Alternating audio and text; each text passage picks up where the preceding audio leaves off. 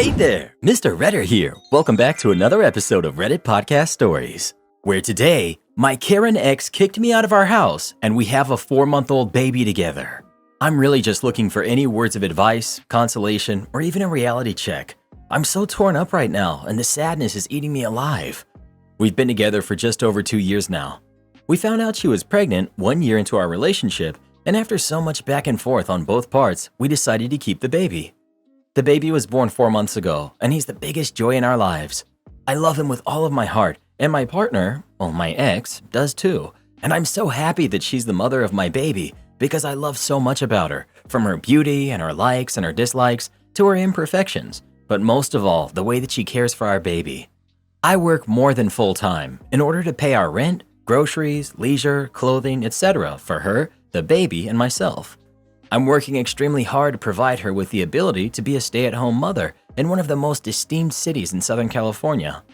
I do this because I've assumed the financial responsibility of parenting, and I seek to give the mother the best possible, stress-free life with the ability to be 100% present and available during such a tender time for the both of them. She had been mentioning how she fell out of love with me and didn't feel as romantically engaged in me as before. I tried suggesting this could be due to hormonal changes after giving birth to the baby, while still acknowledging her feelings. The first couple of months after birth, our love life was active and she was deeply in love with me, or so I thought. Things started to decline as I came back to work and was less present around the house. I really wanted to try to raise my son with my partner in the same household. We tried therapy, did a few sessions over the span of 1.5 months, had some insight into our situation, but no resolution yet. It came to the point where she told me that she was completely out of love with me and done trying, that she appreciated all the financial support and how good I am with our baby, but that I lacked the emotional space for her and the baby, which breaks my heart. She told me that she likes nothing about me and actually despises who I am and that it was a mistake to have a baby with me. She expresses how she is completely romantically detached from me and how she wants to find romance and love again, and that it can't work with me in the picture. She had been consciously keeping my baby away from my parents, his grandparents. They only got to hold him once or twice after he was born. She keeps the baby away from her own mother. She's an elementary school tutor. Meanwhile, my partner's father is home with her every day, caring for our baby while I'm at work, and he's even spending the night at our house. Her father is well-abled, retired, jobless, lives off Social Security, but too prideful to work consistent jobs. Therefore, he has no home or rental. He lived out of a cheap motel until they found that I could house him for free. I'm grateful of how he's able to be present to help my partner get sleep and look after the baby while I'm away, working for the family. Both of them know this. Everything hit the fan after I was told that I needed to pay for my partner to have a running car that was up to date with insurance and registration. I have 2 cars and only drive one daily. Her having a car is a given to me, and I was not trying to hold back this necessity. But they basically forced me into a situation where I had to sell my work vehicle in order to pay for her car, over $2,000, to get her back on the road.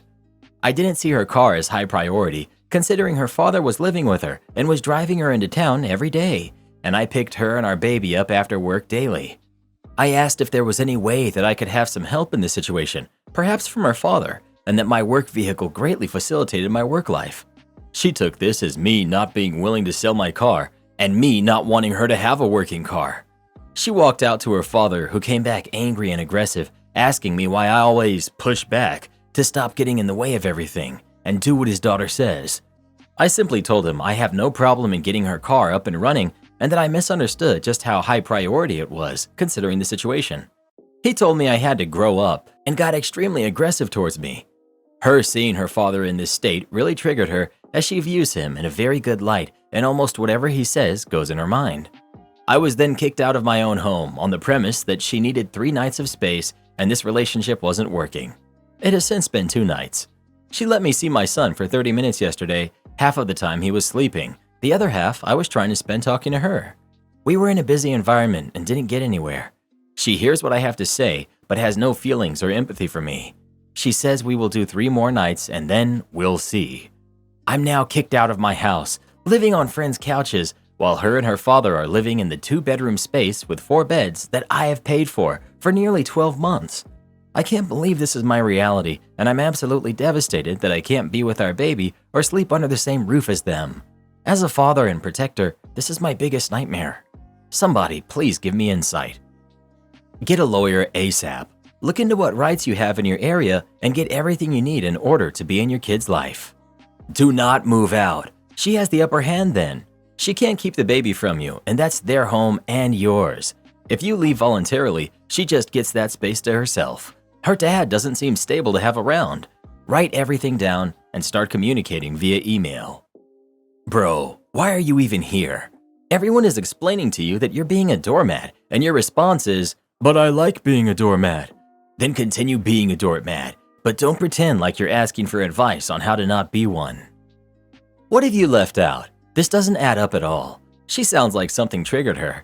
You're getting the advice you need and have an excuse for everything. You need to start acting on your own terms. This will only get worse because you're allowing yourself to be a punching bag. Is there more to this story? I'd sure like to hear her unvarnished side of the story. Something is missing from this version. I'm trying to support OP, but he's rejecting all ideas while making it seem like the woman he wanted to have his baby with woke up one day hating him out of nowhere. Wow, you really messed up having a kid with her. Similar situations have happened to my brother, my dad, my best friend, my cousin, and none of them were ever the same. Stories like this reassure me that I made the right decision by not having kids with any of my exes, even though they all tried to convince me to. Every one of them turned out to be the most vindictive, toxic people I'd ever known. If only I could have been born 100 years ago. Not having internet or AC would have been a small price to pay for the chance at marrying a loyal and loving person. Am I the jerk for making my husband leave a wedding reception with me? My husband, 34 male, and I, 32 female, have been married for 8 years and we have 2 kids who are 6 and 4.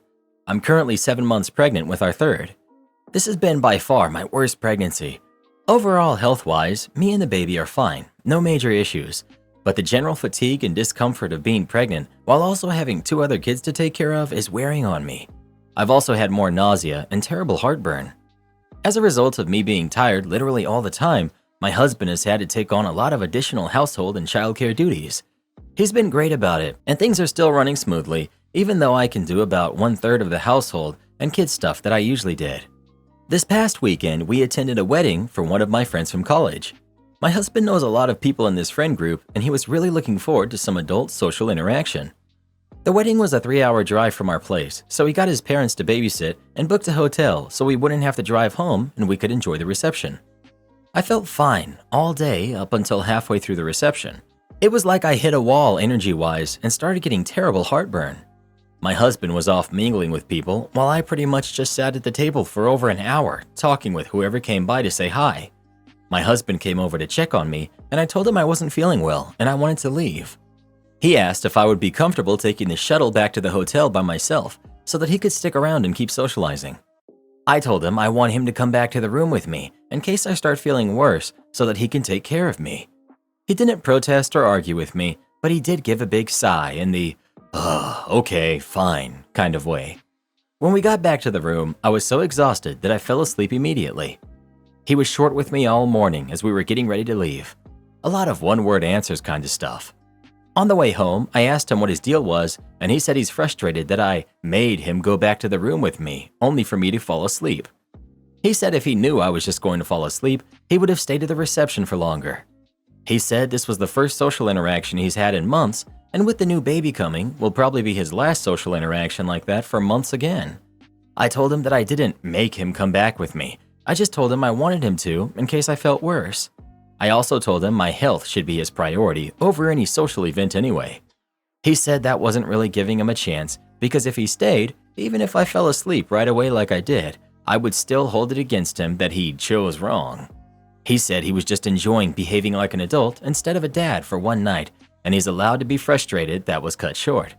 It might just be hormones, but his attitude is making me feel guilty about this.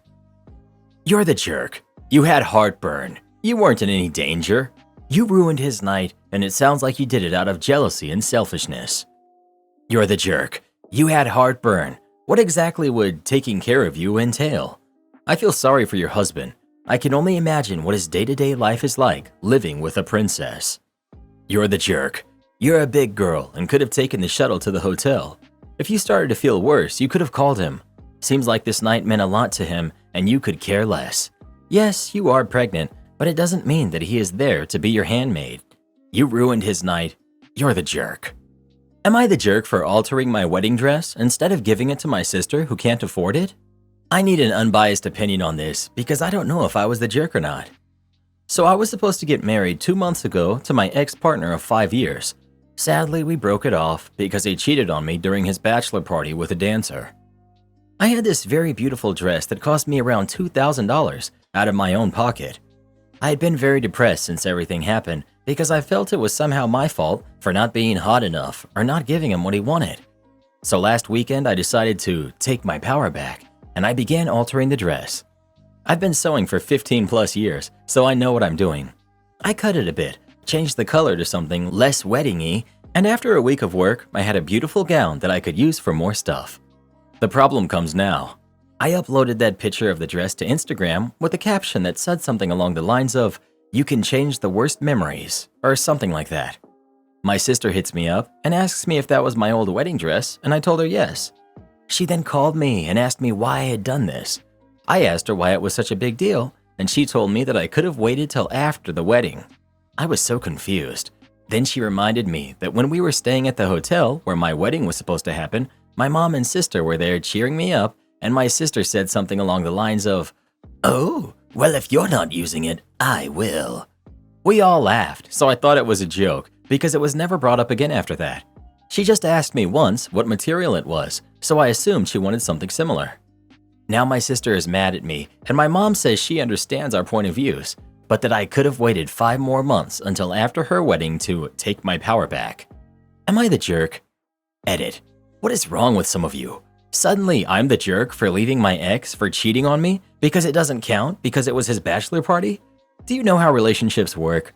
Are you also going to tell me that if he cheated on a Saturday it wouldn't count? Or if he left the country? This is hilarious coming from a sub that says cheaters are the worst people in this world. Cheating is cheating, period. Update. So after being assured that I did nothing wrong, I decided to try to talk it out with my sister. So I tried calling her, but she had blocked my number. I was very confused and talked to my mother. She was trying to stay out of it, and I got a little mad and said that it was not fair, that my sister was not right because she never formally asked me, and how was I supposed to just guess that she wanted it? She tried to justify her, but in the end also accepted that my sister was wrong. Nonetheless, she told me to just give her space and that she will eventually come to terms with it herself. I waited a few days till I met her in the supermarket. At first, she tried to act like she didn't see me, but I planted myself in front of her. She was just rolling her eyes and saying she had places to be, and I just said, "You know, I hope you notice how unfair you're treating me," and then left her alone. That night, I received a call, and she started going off on me for being selfish for about 20 minutes. I asked her if she was done and asked her if we could talk it out like adults. She came over the next night, and we had an exhausting fight, screaming, crying, and after everything was said and done, she actually apologized for everything. She was kind of jealous of my dress and of the wedding I almost had, and she was embarrassed that she couldn't afford everything I could, and that she felt like she failed as an adult and as a mother. And honestly, I get it. Not because I think she's a failure, but because I get how it feels if your brain tells you failed at life because you don't have things that other people have. She apologized also because she was trying to blame me for her problems and that everything was easier if she wasn't the one to blame. We talked for a lot longer until I told her that she didn't need a fancy dress and that we could search something basic and I could help her decorate it or something. She agreed, and we actually did get to customize a very basic gown. As we didn't have much time, it's not super fancy. Sadly, due to the outbreak, the wedding that was supposed to happen this month was canceled. They had a courthouse wedding where she wore one of my dresses and she's celebrating in August if it's possible. That's everything. So even if I wasn't the jerk and my sister seemed like a brat, she was dealing with some heavy feelings and I still love her. Would I be the jerk if I stopped all support to my sister now that she's pregnant with baby number 2? My sister is pregnant again. She's 18 and this will be her second baby. She's very excited and made a cute announcement party for my parents and me. All 3 of us were just giving each other a hard eye contact the entire time. None of us are happy or think this is a good idea. I'm 99% sure it was planned. She's 4 months in already, so it's a bit too late to be talking about alternative options. Obviously, my parents are talking to her about it and the next steps. But for me, I don't think I want to be involved with either of her kids anymore. Teen pregnancies suck, but they do happen. For the first one, I stayed local for college. I didn't move out, so they had the extra support and income. Heck, I was even working extra hours to help support her financially. The first one was a happy little accident, but this second one feels like a massive slap in the face. Mentally, I feel done. I've had enough. They aren't my babies, and they were not my choice. My sister's having a hard time, as she was expecting everything to continue the same, and for us to be a big happy family. My parents have already had a big talk with her and put their foot down, telling her that she needs to sort herself out and contribute a lot more. She's come to me and told me that she thought they would be happy for her and that she doesn't like their attitude. She doesn't even know my opinion yet. I needed some time to collect myself, otherwise I would have thrown a full-on hissy fit at her. But I think I'm going to move out. I want to stop giving her money and giving her my time and energy babysitting and picking up the odd jobs that are involved with a baby in the house. Would I be the jerk if I just stopped? Oh, I'd really love to have another little baby. It'll be cool. My family will provide me with money, babysitting, etc. Yes, time for a reality check for this immature mother-to-be. You've done your bit. Time for her to accept her responsibilities, not the jerk. Not the jerk. Your sister feels entitled to your support, which you don't owe her. She got pregnant, not you, and against probably everything else screaming in her face that it's a bad idea. Your parents put their foot down, and now you should as well. What about the baby daddies? What is she doing for a living? What are her plans? What the heck? OP. The first one isn't involved at all. The second one, I doubt he's going to be involved either. They argue a lot and don't seem to actually like each other. I don't want to be mean and describe him, but he is easily deadbeat material who drinks his money away. The original idea with just baby number one in the picture was that she focus on school and then goes to a local college after. They have I forgot what it's called, just go with it, babysitting room for students. So she would go finish her education and not be completely stuck, get a part-time job, and we will make it work. But that plan's a bit out the window now. I honestly don't know what her plans are now or what she was thinking. The future for her is in limbo right now, and I think that she is messed up in such a way that she won't get out of it. It was actually very kind of you to even have worked extra hours to support her, taking into account that no matter how much of an accident it was the first time, it had nothing to do with you. I'm afraid she took it for granted though. Sounds like her too young brain thought that having a baby is the perfect ticket for getting other support. It isn't. And again, you have nothing to do with this. It's never a must-take responsibility for other people's bad choices. Deal with it or find a new job? Easier than you think, bub. As a young adult, I decided to move several hundred miles away on a whim without a new job lined up. Fortunately, the relatives I was living with knew a ton of people in the small town and were able to get me a job within a week at a local grocery store. I was to be a courtesy clerk, bagging groceries and stocking shelves.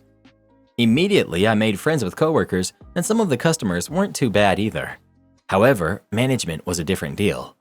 Like the HR manager who would waste a customer's time telling them recipes for the items they have and holding up the line. She would also call me from the back of the store to bag 2 items and help the man barely older than me to his car, despite him protesting. There was also John, the general manager. John would be nice in groups, but if he got you alone, his true colors would show. He once went off on me for having a 5 o'clock shadow, even though I shaved right before work. My hair is dark and grows quickly. Sorry, dude, can't help nature. After a few months, the night janitor, technically early morning, quit. John decided it would now be my job to polish the floors every morning. My previous job was at a movie theater, so working from 5 p.m. to 2 a.m. was normal. Mornings, not my jam. This would require me to be at work at 4 a.m., but I was told this would be for 1 to 2 months tops. I was even thrown a sweet 5-cent raise for my troubles. How could I decline? After a month, I asked John how the search for a replacement was going. He says probably 2 weeks and everything will be settled. After month 2, I ask again. John says the first person fell through and suggests that maybe I know someone who might be looking for a job. I assure him that's not the case. After the 3rd month, I was completely over it. Again, I approached John and explained that I can't keep doing this much longer. He replies, "Not my problem. Find someone else or a new job." This ticked me off, but I wasn't in the position to walk out right then. I figured I'd start applying anywhere I could. A couple of days later, possibly even the same day, my relative drags me with them to look at new cars. While discussing prices and waiting for the sales manager to respond, my relative and the salesperson were just BSing, and I mentioned what John had told me about the job. The salesperson raised an eyebrow and walked away. Moments later, the sales manager approached and said they were looking for a detailer and asked if I was interested. It would be a regular schedule, no evenings, and higher than even my previous theater job as a manager. While my relative was signing financing paperwork, I was filling out a new hire packet. I was to begin work on Tuesday of the next week. When I got home, I packed a bag and began driving to my hometown to visit friends. I knew I wouldn't have to work for about a week because at midnight I called the grocery store and told them I would not be returning to work. If you have any questions, please ask John. Epilogue. A year or so after my departure, John was mysteriously no longer working at the store. Nobody knew why, as he had another 5 years before retirement. One day I had to go to the bank to deposit a check, and John was the teller. It was so fun to watch him deposit my paycheck for my new employer. Am I the jerk for telling my sick mom that I will always prioritize my in-laws? My mom has 8 kids. I'm the 4th. She was a bad mom. She always seemed to hate me in particular. I think it's because I look exactly like my dad, who's not in the picture. Another thing that happened when I was 16, our house burned down. We had to move into a family friend's basement. My mom basically told me to get out and go find a place because it's too crowded here, even though she never said that to my 2 older sisters who still lived with her. One was over 18. The next year, my mom got another house and I moved back in. When I turned 18, she told me I had to pay rent. My other siblings were supposed to as well, but she never enforced it with them. My second oldest sister is in her 30s now and still lives at home. She just sits on her phone all day. I never realized how messed up this was until I met my, now, wife and her parents. And while I know my mom tried her best as a single mom, she never tried her best with me.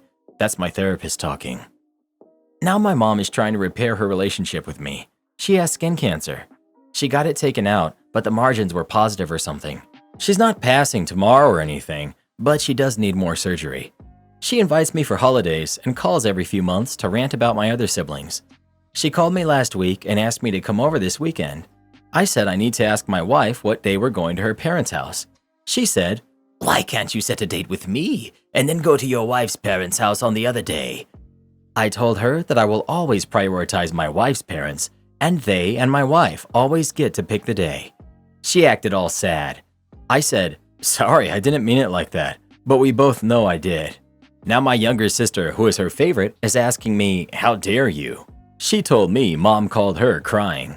I said mom's an adult who can manage her own feelings, and I'm not responsible for them. She even tried to call and tattle to my wife. Little does she know, if it were up to my wife, we wouldn't talk to any of them.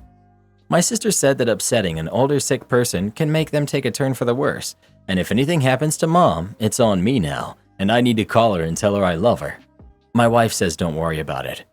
Am I the jerk? Not the jerk. You do what you're comfortable with. She wasn't a wonderful mother to you, obviously. She doesn't get a say in what you do as an adult. She wanted you to leave years ago. Cancer is making her realize how she should have done better, but the damage is already done. New neighbor destroyed my vegetable garden on purpose. We moved into our new house in January of this year. There's a side yard of grass and sod that belongs to our property that separates my house from my neighbor's home. Everything seemed great when we moved in, until I planted a small raised vegetable garden in the side yard, only place in the yard with enough sun to grow veggies. The elderly neighbor was unhappy that I had pulled up the grass and said she was going to get my husband on me.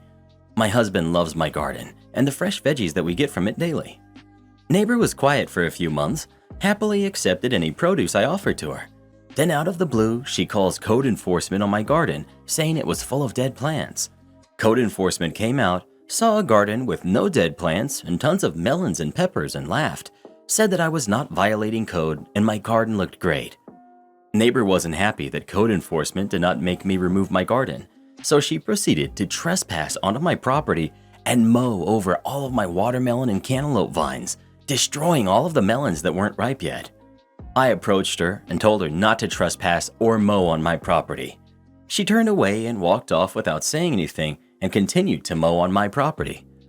The next day, I go to throw some trash in the outside bin, and I see the neighbor on my property spreading poison on my organic veggie garden. I started filming her, told her to stop, and she continued. That night, both of my dogs got very sick. They were throwing up. They had been in my fenced backyard only, not near the front where I had videotaped her doing what she did. So I called the cops. They came and talked with her, told her she could not come on my property. She screamed and had a fit at me in front of the cop. The neighbor also smiled when I mentioned my dogs getting sick. The cop saw her smile and told me to immediately get cameras put up everywhere as my animals didn't appear to be safe in my yard. I didn't press charges as I just wanted her to stop and leave me alone. However, she is now continuing to trespass on my property. It's all caught on video. She literally walked past the no trespassing sign to mow 4 to 5 feet onto my property. My husband wants to let it go. I fear for my 2-year-old daughter's safety and for the safety of my 2 dogs. She is blatantly disregarding the orders of the police officer. I'm a wreck over all of this. I'm going to have to remove all of the poisoned soil and remediate the ground. All of my other neighbors have been super supportive of my plight and tell me not to back down to her bullying attempts. What should I do? Update. Thank you everyone for the thoughts. I will be going to the police station tomorrow to press charges. Why the heck wouldn't you press charges after all of that? My goodness, that's a no-brainer. She is, as evidenced by your OP, she's obviously not going to stop. I mean, you ought to know that. You've asked her how many times already, and she still blatantly disregards and disrespects your wishes. Apparently, this is a game to her. If her smiling after hearing your dogs got sick in front of a law enforcement officer isn't enough to tell you she's a psycho, then I don't know what will. Press charges and press them hard. Your family is in obvious danger. And build a fence with a locking access gate. Good luck. Well, what would you do in this situation? Would you report your neighbor to the police again or not? Please let us know. I can't even tell you what I'd do to them. Let's just say they'd be making a Lifetime movie about me, and boy would it be good. Call me a sad, poor person? Well, time to ruin your career. Let me start off by saying that my family is financially stable and have been well off since the days of my great-grandfather. We use the money to fund our charities and put almost all the money we earn back into our business, which is a decently sized attraction ranch that's sort of become a small-town attraction here. We are also not white, but Native American, with my father coming from Mohawk ancestry and my mother coming from the Haida ancestry. We also pay an affordable living wage to all our employees because we value them, and that's how you keep the good employees, and they're like a family to us. Because of this, our family is very well known to the local community. Now, for privacy reasons, I do not use my real name online. I have 2 names, my more traditional native name and my more modern English name. I use my English name online with my mother's maiden name. My brother and I have very strange and very unconventional English names, as we were named after characters from a movie about a boy, a book, a warrior, and a child empress with an impossibly annoying name. We only use these names when needed, so we both use them for online platforms. Let's say that we are Bastion and Artax. I recently got married, and my partner and I decided it was time for us to look at houses. We decided to look at some houses in the area where we lived, and we thought it was time to speak to a financial advisor. After a few days of waiting, I was able to get in touch with a local advisor my father had dealt with over Facebook, whom I have never met but have heard a great deal about, and he told me that he was holding a Facebook Live seminar later that day about mortgaging and property ownership. I had some time, so I decided to sit in on the seminar. To say the seminar was a joke is laughable at best. The man running it was a former athlete who had been dropped by his minor-level team due to injury, and his only saving grace was finding work for the bank. This I found out on his LinkedIn profile page, which he had sent a link to at the beginning of the seminar while he spoke about his credentials. He had us sit for half an hour before he decided it was time for all of us to participate and had us react to things. Use the hug reaction if you like this, or the wow reaction if you don't. Use the sad reaction for this, or the thumbs up if that was helpful. Eventually, he asked a question about home ownership. Now, technically, I do own a home already, as I have equal ownership of the house my brother lives in, by his insistence, though I think it was just to boost my credit score when I turned 18, and he began to give examples of houses on the market that those in the seminar would be interested in buying. At the end of each one, he would do the react one again, but this time with the anger react if you don't like it, or the laugh reaction if you did. Well, I saw a house that would have been perfect for my partner and I, so I clicked on the laugh reaction. What came next, I was not prepared for.